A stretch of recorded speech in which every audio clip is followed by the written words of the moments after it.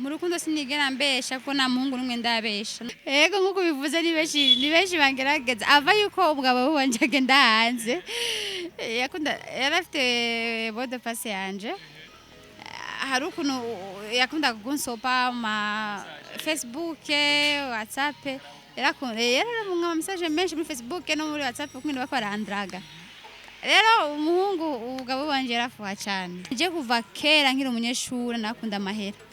nimba ubu nabitangiye kuva kera nimba ubunye ndabikora yaguma asaba akirikare je navye nkiri umwana muto Beni natwaye inda mfise 17 ans ntacyo yarafise ari umunyeshuri anje nari umunyeshuri mana umisi iri imbere nawe ucuteguye indigo. Yes, famille yiwe na famille yacu byari bimaze kuya kandi byaravugana cyane kumbe yasize ateye inda ino umukobwa mu buyenzi ivyo byashitse kunshikira kuri Pami Queen kanari nkuze deja sinari umwana muto aho byashitse Pami Queen arigiye posting ibintu bimbabaza.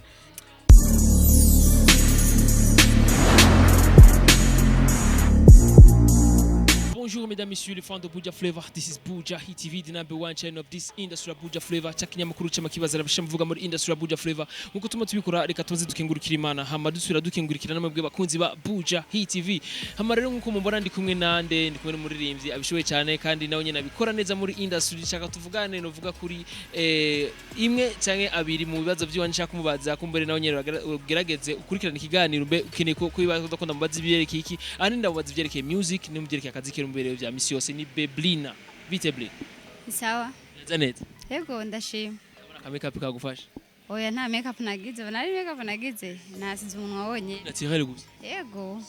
umunwa wonyene nta kindi kintu kiriko ngaho woba wisi nasize agafondote na rouge à lèvres nta kindi ya umva ngaho rero Blina bya bindi bavuga ngo abakobwa bisiga amavuta kugira ngo bagire inzobe cyangwa bagire akafresher Blina vyo ntavyagiye Nobambeshe kuva mvuka amavuta risiga nkuko namanda bivuga nisiga amavuta y'inka nukuri sinzimvye uroroshe cyane kumbure nuvuga umutama hari yawe n'umudepensa cyane oya vraiment simbeshe umunsi bukuru genda guti kubgaho kuno munsi course kuko ni Mrs Blina tuvuganye vy'ikigana mbwira vy'amacourse bimeze gute Ego ngonye ni wabibonye abonye ko nagutebeje ego sabi kigongo pardon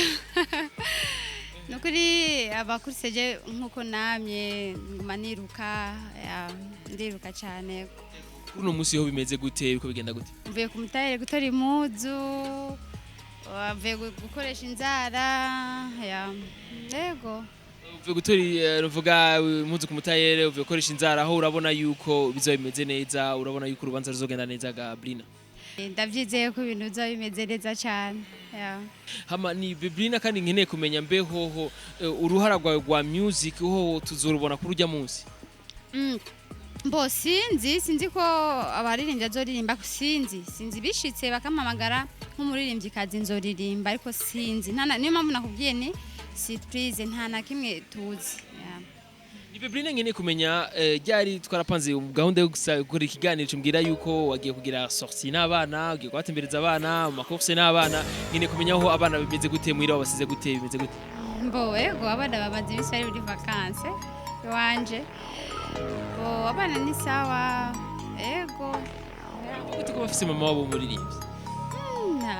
bararyoherwa cyane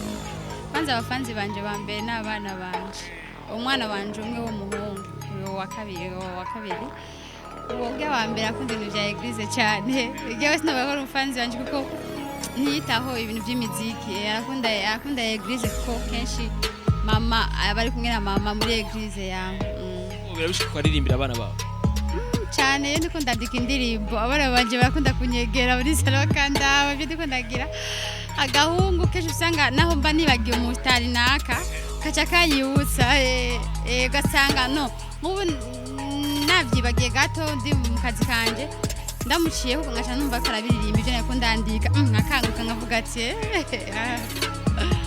Jis kumbure novuga yuko namahigwe novuga umuntu yo bafise kuba waravutse cyangwa ukavukira mu muryango w'abaririmbyi kuko usanga biborohera n'amadresse usanga ujya mwaka n'wanaka usanga umwana byorohera kumumenya kuko nabari kwishuri gatujya n'umwana wa Blina Beblina nakine kumenya rero ho abana bo bifuriza iki mu muryango kwanza abana bo bifuriza iki ndabifuriza iki Oje bwa mbere no bifuriza kwiga bagaheza amashure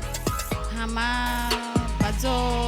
bazokunda abantu kuko ucambere na mbere mu bintu byose urukundo ni ikintu cy'akamaro cyane mu bantu kandi ndabifuriza kuzogira ubuzima bwiza yeah. Okay, tuvuye mu by'umuryango be mu by'ubuzima busanzwe Brina hoho afise abagenzi bameze gute hoho Brina biri gute iwe mu by'abagenzi beningira wamuraba amastati yiwanje nje gitondo yikubaje nta mugenzi mfise simbeshi mugenzi wanje ni mama mugenzi wanje ni petite sœur wanje abo bantu babiri ya nta mugenzi mfise kiretse nimbora ubona amaposti yanje abakozi dukorana ya nubakoze akazi nkashima nkacenda postinga uko yego utagira abagenzi Brina ugambe na mbere ndumuntu bo sinzi ngene bimeze ko gutana sivuga ngo ndanka abagenzi ariko ndumunebwe kugira abagenzi agaciro abagenzi bo sinipendekeza ukuntu umengo birantera isoni ikindi nacyo mbona umengo ndi mu bagenzi washobora gusanga wihenze ukavuga nabi bigacuteranya n'undi mugenzi ukumva ndabitinya ndiko ivivi kama mimi kwa nini sasa Brina unasema ngo urashobora kuvuga ijambo ugasanga uritiranya n'undi mugenzi ni kamere y'umukobwa ari we wese cyangwa biri kuri Brina gusa sinzi ngiraje ni kubera yego hari action yigeze kunshikira rimwe yigeze kugira umugenzi umwe naramukunda cyane je ngize umugenzi ndamukunda ndamufata nka petite sœur wanje canke nka grande sœur wanje ndamukunda nkarenza uyu mugenzi wanje ntawe uvuga naramukunze ndarenza rero bari ukuntu uyu ukunze umuntu ushobora kuba mukomera yaga kuzana nk'inkuru Brina nuku nakaye nanje nkaca ntako nibaza ndiko mbwira inshuti cyasanga niteranije kandi naritanije by'ukuri naravuze nabi ku buryo binzanira ingorane nikajuta ncandarahira ya ati rero vya bindi uzamva umukobwa n'umugenzi we bicaranye bagatera inkuru kumbe ntuzi uwo mwicaranye ariko kenshi bikunze kuba ku bakobwa gusa sinabibona ku bahungu sinzi beni n'abahungu basiga bafite ingeso mbi yo kuvuga muri iki basutwa basutwa wapo yego barahari basutwa na umubwiye ikintu ukazamva yagishikanye ku wundi muntu naho utomubwira akifondera akaca ukazobona yajabutse nk'uyabonye nk'ikintu bazi par exemple haciye umuntu ngaha anya akaca mbona tuzinanye akaca asanga nk'utari kurama ikiganiro akatubona uku ugatusanga agiye kubwira ngo fulani uramuzi Brina yo Brina ari kumwe na Beni nta atazi ibyo turimo ngaha anya ubwo n'urusaku nazi ko waje kuma ikiganiro usanga yifondeye ko yatubonye hari hotel hari bar usanga rero yagiye kwifondera ngo Brina twamubonye na Beni ahantu bicaye ukunuku okay ari bibara ya Brina rero kumbere abo bantu umuntu yobirinda gute ko twumva yuko umuntu abakeneye ubuzima abakeneye abagenzi mu buzima kugira ngo atere imbere abo bantu umuntu yobirinda gute Brina muri uwo mwanya bishitse nkuko nagoye akarorero kuri wewe akarengana ndavyumvise ahantu cyo nokora ndatwenga gusa nkambwira ati mubifate nkuko muvyumvise uko kubera ukuri kuba kuzi jewe na wewe ni Imana ya Okay, tujya mu buzima bwawe ngo ivyo onye ngo bitangura kenshi umukobwa ngo akiri umwana ngo akiri mutoyi Brina ngo bilansiaga mwanzo ngo ari mdogo ngo gimba tia makange sijui ya manini ngo tulibitoa na ule ngo niyo vyatanguriye Brina bakobwa ngo no bitangurira nububeshi kuko hari abantu bakiri iyo mikino ya wavuze gute kange sijui tumebitoa na ule sijui tubifana nini kesho umuntu kuko kenshi mu gito ukiri muto iyo wabukuye n'umuntu babivuga gute nani ndachiba gicho bavuga kama ni kamukoshi kama ni kabemba voilà urumva ico gihe rero byavana nawe comportement yawo wo mwana ukungene wakuzi wanyu ungene par exemple jewe nkiri umwana ungengo twabukuye nukuri ntiwambona kwibarabara kandi ntiwambona uri kurakina ngo ngira umutima wa pupa ngo ndiko ndaza kugukurikira aho uri naragerageza nkaguma muhira nitwarika na desi anime ukaza mpaka usiku pekee unajisikia Brina kweli ukaza ukamvugisha kandi nkakuvugisha neza naratinya gukubitwa kubera ukuntu mubuke n'umugenzi wawe abagenzi baba bameze ukuntu arenganya ntamupiga akipita pale ndamupiga naratinya kuko sinakunda kugwana mu myaka y'ubuyabaga bwiwawe nuvuga mu myaka yawe ya adolescence ntiwigeze gusha muri iyo myaka nyene urusaku rwabaye rwinshi mu bagenzi bawe urusaku mu bantu bagenzi bawe mugendana urane musema uri ujyamvuze gutya ujyamvuze gutya ivyo vyashitse kunshikira kuri Pami Queen kanari nkuze deja sinari umwana muto ni hirya yejo byashaka kunshikira kuri Pami Queen ariko tuca turitahura Pami Queen ntiyashoboye gushira ishavu rinini naje sinashoboye gushira ishavu rinini naho vyashitse Pami Queen arigiye posting ibintu bimbabaza nkihangana ico nari muri Kenya ndavyibuka yarapostinze ikintu bivanye n'amajambo yumvise birambabaza ndaraba post yiwe ico nakoze sinamwishuye ndanuma post ya kabiri irambabaza ya gatatu ndanuma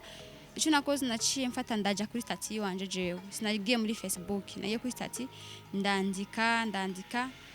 hacaba umuntu wo mu journaliste arampanura n'ivyo bintu bireke twabonye post za Pami Queen yari kuvyihoze ca ndakura ko irya post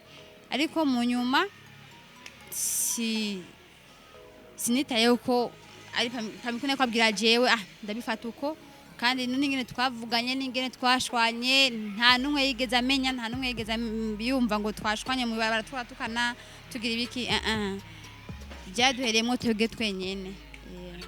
sakuza abantu utujambo abagenzi bagenda kubwira utujambo Pami kuri studio nyene aho twakorera umuziki na jewe nkagenda nkumva kandi bambwiye utundi je nkaca numva ishavu na Pami Queen akumva ishavu bigenda uko Gituma ndakubajije ibivyo vyose nashaka ndagushikane ngaho baravuga yuko no muri no muisi utavugana utarabana gizana mugenzi wa Pami Queen kumbure ivyo byaravuye aho nyene ariko kumbure Brina yaragerageje kwidisigurira neza kumbure n'umuntu acamenye kumbure akene kumenya mbe mwaba mwarafuye iki Brina Bo ndibaza nakubwiye yuko avana kubye ko no sinzi ko ndabikubwira ndafise indirimbo audio video ndiko ndakorana na Vishu ndibaza vuba video izobigiye habona ava yuko video ya Vishu isohoka turafise video ya jewe na Pami Queen nka The Queens nk'abantu babavukanye sivyo rero abantu bavuga ngo nituvugana ngo ibiki n'ikintu bubeshi Pami Queen turavugana urya ni petite sœur wanje turavugana turumvikana turagenderanira mama wiwe ni nka tante wanje mama wanje ni nka tante wiwe ubucuti buracari hahandi nyine nta cyahindutse vuba tugiye kubaha video Yes kuri ushobora telefone uramutse Yes kumbure tubandanya ni bavuga yuko baturutse barabana kize bana Pami Queen ariko yabivuze neza aravuga yuko ko byo byaheze ubonye ni fresh ni nk'ikibazo kindi ngoma nifuza kandi kubaza ariko umuntu uramubesha gushikira kandi tamushikira ndavuga gute namubeshe cyane kandi cyane kuva mubeshe wenyine wabeshe nawe nakubeshe narindi bivanye rero bakurse narindi ngo kandi mbabarire birabishika no mu rukundo ukabishwa nyene bli mu rukundo sinigera mbesha ko nta muhungu n'umwe ndabesha n'umusi wari imwe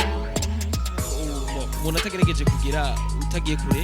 mbega hoho uba warabeshe bangahe cyangwa hoho warabeshwe kangahe sinigeze mbesha umuntu kandi sinigeze mbeshwa ndibaza nabyaye nkiri umwana muto Beni natwaye inda mfise 17 ans cangira amahirwe wawe burose ubushukira muto cangira amahirwe umugabo aranyemera arantwara naho tutarasinya muri komine ariko yarantwaye dot yarabaye arantwara turabyarana abana babiri gushika ubu sinavuga yuko ngo narabeshwe canke ngo oya yari uwambere Boni yari uwambere avaye ko tutarakundana hari umutipe umwe yaba muri Australia niwe yari kuntwara rero ajino turavugana ari presenta muhira plito aca gomino ko nari ico gihe mama aranka kuntanga na papa ko nari umwana muto niga mu windwi kandi nifite igikuriro Beni nari mbyibushe gusumbaha nari mfite igikuriro kurandaba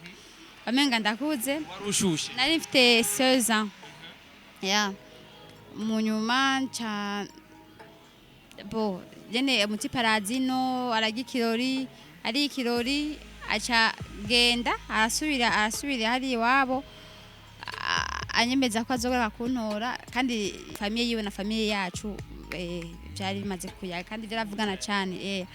kumbe yasize ateye inda ino umukobwa wo mu Buyenzi. Mama yaravyumvise ko bamaca avuga ati bihagarara ya amana umisi iri imbere nawe ucuteguye indigo. Yes, kuko icyo gihe nari muri âge d'adolescent nagira sinaguma hamwe naguma ndi shosho mu ma studio. Age yanje nakunda umuziki cyane kuva kera narakunda umuziki cyane na wansanga mu ma studio namba uniforme ukoya yego. Rero nizere yuko yaragoye ka gaciro mu bana kumbure ntiyakumara amaje canke ntigeza kwihakana. Nigeze amara amazi ahubwo yaguma avuga ati munipe mapema. Yaguma asaba hakiri kare. Kandi icyo gihe ntacyo yari afise, yari umunyeshuri nanje nari umunyeshuri. Izi mazuri jamani. Kumbure twese turayifuza ariko ni byabi nyene abavyeyi batobivyemera sivyo none Gabrina? Ko? Abavyeyi ntibovyemera ko dutwarana hataraga. Nibovye. Ni benshi bagora kwina kiya kiganiro bavuga ati naje ndavyifuza ndafise umukunzi wanje ariko nuko abavyeyi banje bataravyemera. None ko eriki abavyeyi babarindira irya myaka Gabrina. Nuko umuntu atabaragera canke ubisanzwe rega kubaka benisi ikintu coroshe. Si ikintu coroshe kuko ukuraraba nk'ubu ingo nyinshi ziguma zisambuka gasanga bivanye no kungene mwatwaranye mukiri bato mwatwaranye mutafise ubwenge bwo kubaka muko shosho cyangwa ugasanga wagiye kurongorwa ku muntu atari bwatekereze cyangwa warongoye umuntu atari bwatekereze usanga rero bigoranye. Niyo mpamvu kenshi umuvyeyi abashaka umwana wiwe aje kurongorwa afite ya myaka maze kumenya ninaja mu buzu bw'iwanje nzokwifata gute, nzotekereza shida na raha tutavumiliana na mwanaume aronka ataronka nzomenya ingene nitwara mu rugo rw'iwanje ya. Ni byinshi umuntu ahura navyo nuvuga intambamye nyinshi kenshi umuntu ari mu rugo ahura navyo nyinshi cyane. Kumbure Brina ni nkibe byo wabigutuma cyangwa byo bikuzibira udahemukira umugabo wawe ni nkibihe Brina? Urageragezwa cyane ndabizi. Yego nkuko bivuze ni benshi bangerageza ava yuko umugabo wanje agenda hanze yarafite bode passe yanje hari ukuntu yakunda kunsopa ma Facebook WhatsApp yaramunga message menshi muri Facebook no muri WhatsApp kumwe bakora andraga. Rero umuhungu umugabo wanje yarafuha cyane n'abantu benshi bamuzi barabizi. Yarafuha cyane ngakora yarafite code ntiyanta ko makosa yacha bloka akaba bloka simenye ni kwina kimwe haciye iminsi akashabimbwira uko bose novuga yuko nukuri je mu rugo rw'iwanje nari nimereye neza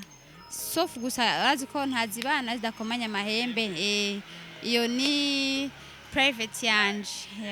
iyo ni private yawe kumbure natwebwe turafise tugeza tudashobora kwinjira cyane ariko kubiba biboneka umuntu ashobora kubibaza Brina baravuga yuko koba ufitaniye imigenderano itari migufi cyane na icu Burundi sizi ko ari cyo vuga kuri cyonye Brina. Abantu benshi barabivuga mbere ni nkuko wowe basi tuba dukorana akazi ugasanga rero mu bantu dukorana wowe uranyiyumvamwe je ndakuyumvamwe bivanye na conseil duhana. Niyo mpamvu abantu bacavuga ngo turakundana n'ububeshi ndukundana na icu kandi ndabasavye n'ukuri abantu bavyumvira bareke kuvyumvira ntitugendana na icu ari mu bantu bamfasha gupataje ibikorwa vyanje ari mu bantu bamanura ari mu bantu iyo nikikwama nk'ubu nkeneye nikikwama ku bintu vyerekeye muziki akacambira ati Brina ahantu wapi avuye kuja muri studio ahantu siho giruko nkaca ndabikora ko wise ivyo vy'imiziki ntavyamenyerewe we na ma video ariko ubu byo kwandika umuziki wise ntavyamenyereye muga icu aramfasha ego. Isikumbure mwebwe mari mukeneye kumenya nuvuga imigenderanire iri hagati y'Icu Burundi hamwe na Brina urayumvise barafashanya mu bikorwa gusa bisanzwe ibindi birefu ntabirimo kandi nizere ko umugabo wa Brina arabizi yuko baramugenzi wa Icu Burundi Brina. Barabizi ko ari umugenzi gusa naho abantu bavuga amajambo y'amayumva hiyo Brina agendana na Icu abantu bazi ko abantu babuza kuvuga bafise droit yo kuvuga aravyumva kabimbaza rigashavura bivanye n'ibivuga tuba turimo kandi akongera akabona n'amafoto tuba turi kumwe bikamujya menka agerageza kumwereka yuko tutari kumwe ari ngaha mu Burundi cyangwa yaragiye hanze? Nari ngaha mu Burundi ego. Urizera ko aza kugutora? Apana ndizera azoza kuko mfise abana babiri nzobatwara he abazobashira he azobahe bagushika ryari afu uraboneka yuko wewe wari ufise amahirwe yo gutwagwa n'umugabo wanze kuva kare kwanza unaona alikufanyia makosa wapi tuvyizere ko atazoguhemukira nawe nyene nukuri ico kintu ndagishima Imana kopana ngo kuva kera n'ubu ubona mfite abana babiri abantu bari hanze baguma bandondera benshi abantu banzi bo ba diaspora bakurondera ni benshi nukuri simbeshe ni benshi cyane kandi bose bafise amahera nawo arabo murambwira ko mfite abana batandatu bakambwira ati uko nyene nakupenda hivyo hivyo na watoto wako 5 ubahaya kubure jene cyanifuza kwaza kubera imyaka yawe nukuri ntabeshe jewe ndo muri 94 ba 26 ans ndayifise Brina turangana imyaka sumba ndagusumba pero wani mufise myinshi ni 24 25 kaje mfise 26 ans tugira ko je ndabereka karagamuntu yaje Brina afashe nabi je turangana imyaka na Brina woragabanye imyaka ndabira karagamuntu yaje Ego. Wari kuba imyaka ingana? Ndayugwa 24. Urashaje abahungu gusa ariko twitsindagira. Hama nizere yuko abo bose ufise inzira ucishamo kugira ngo ubangire ubereke yuko ufise uwo muri kumwe kandi mwahuje. Cyambere je ndi umuntu mvuga ukuri ndababwiza ukuri nkabwa ati jewe ndubatse. Iki Brina akunda ku musheri wiwe ku uvuga ku mugenzi wawe ku mukunzi wawe twumbo bavuga umugabo wawe arimo byose abarimo famille yawe ari mugenzi wawe ari musheri wawe byose nigi kumukundira nigi kunda kuri we shanda kunda kumwe na nyitaho ari hanze bavuga gukunda kwa kure na kure ni ruba bongo yenu beni bongo yenu kabisa mugana bakongomani urabona umugabo naho ari hanze azi yuko afite umugore afite famille ndashaka bari hehe ahantu idegi dashika abavuga ati madame hari akeneye uku abana bakeneye uku mu rugo hakeneye uku bene ndibaze ibyo nyamaze kubingirira simbona ko novuga ngo ukuri yaranyitayeho aramfashije ibintu byinshi aranyumvira ndamusabye ikintu gidakunda muri uyu mwanya akubwira ejo cyangwa hirya ejo ariko ategeza kukingirira icyo ndamusavye nukuri kandi ndamugesa ingene ico kintu ari kure ndino je ndamugesa ingene ico kintu mbonye kuri wewe nuko nyene gikura ni haizi imyaka ingahe kumbure murakeneye kumenya ariko ikibazo ashaka kubaza kumbo kijanye n'ico kibazo ndakoje haizi imyaka ingahe gihe hari imyaka 2 yose imaze Brina yihangana ariko twovyita nukuri ego ben norondera iki benshi bavuga ati ngo umuntu ngo afise umubiri ngo arahageraho umuntu adashobora kwihangana Brina wowe biragukundira mbe ubigenza gute icyo kintu twege abantu bisi tutazi kwiyumvira beni ikintu cya mbere usenga Imana iragufasha ibyo burimo byose cya kabiri ikintu cyose ni mu mutwe uri umukobwa rero ukunda uduhungu ukunda basi ibyo kuravuga muri ubushuhe riko babivuga basi utasumbuka ushaga guma ugenda guhonja hariya nariya kibagira ko ingwara ari uko ko abakono nabo bari benshi rero witahura ukavuga ati ndafise umugabo ndafise abana novuga ati basi nari kubwira basi novuga ko no kushira ivyo vyumviro byuko byo kuja hanze nzi yuko yansize atamwana numwe novuga ati nibiki kinyemeza ko azogaruka nibiki kinyemeza ko umugabo wanje ariko ndafise abana yansize mu rugo par mois ibintu byose atageza gukora byose yaba marayi kwambara gufungura kwishura abana déplacement y'abana kwishura byose arabikora bene nigiki cyo tuma jewe ngenda hanze kuna kumbere n'impanuro rero tugira ko ni Brina ngene ko utaga impanuro kuri wa muntu wese yicaye muhira adashaka gukora Brina arakora arafise ibyo akora ivyiwe Brina nigiki uhanura uwo muntu adashaka gukora kora abakobwa benshi bari muri industry baranaririmba ariko bicaye biba biteze yuko abagabo babazanira kandi tugira ko nivyo leta nuvuga mvye yadusabye ko twokura amaboko mu mufuko tukaja gukora sibyo none nigiki Brina rero ahanura abandi kumbera bigeze kumbere badakora shambo novuga yuko bigema badakunda gukora no kuri bokora kuko abahungu ubu kwanza basigaye bakanura ubu nta muhungu yo twara umukobwa atagira adafise business akora ya nta numwe uwo naba bagutwaye nemwe amaze we ababona ko afite amafaranga menshi abona amafaranga zinakwama ni amutangura kubona ububi bw'umukobwa kibibi cyangwa mbona kifanye kazi kama wengine wanamuke kiki niingize naco kiingize urabona bino nk'ibyo byiza umukobwa yokora benije kuva kera nkiri umunyeshuri nakunda amahera papa wanje arafise uburyo mama wanje arafise uburyo uko buri kose arabufise sawa muri make Blin avuye mu muryango wifise akenye mu wawe ntibakenye ndashima Imana kuko umuryango sinigeze kuva mvuka sinigeze ndara inzara sinigeze mbura amarayisho sinigeze mbura naho nigeze mpeza amashure sinobeshira ngo nukwera abavyeyi banje babuze amara kundihira n'ubugaba bwiwanje narakunda umuziki nkarya amara Minerva nkayatora mu muziki gasanga ngiye kuri proclamation nabaye mu no class sinakoze examen ya nuko rero kuva kana nakunda amahera wasanga ndi ku ishuri mfise amahera naronse duhera papa parumo ya mama ya argent de poche misi yose yo kugura utuntu tumukobwa tusutse tusuveti muko dukotexe voilà yamara yamaye yama 50000 nafata 20000 nkakora ivyo nkacafata 30000 mukirori nagenda nkabwira umugenzi wanje w'umukongo nakunda ko niga kuri ekoteke naramukunda cyane nkamubwira ati ntwara mu Ruvumera aho murangura bakaca turangura udusuvetuma n'udusuti nk'abanyeshuri tudeni bakazogwa hamunyu kuko icyo gihe n'abana na mama sinabana na papa mama nkashe ndamubwira mama unona nagize business mama kanda ko mama niyabikunda akacanuka mbwira ati kwishura ugiye kunanirwa wewe akanuka kankubitame rero mva nimba ubu nabitangiye kuva kera nimba ubunye ndabikora ndondera amahera nukuri Beni narakunda amahera kuva nkiri umwana muto yarakunda amahera kumbura ucu mutahuri kundi yarakunda amahera ayo yirondereye wewe apana yo yahawe n'abandi bahungu yambo kugwabwa n'abandi bahungu gute ayo wirondeye wewe ni bon apana yo yahawe n'abandi bahungu nivyo yasite kuvuga ego je ndafise urabizi ndafise salon de beauté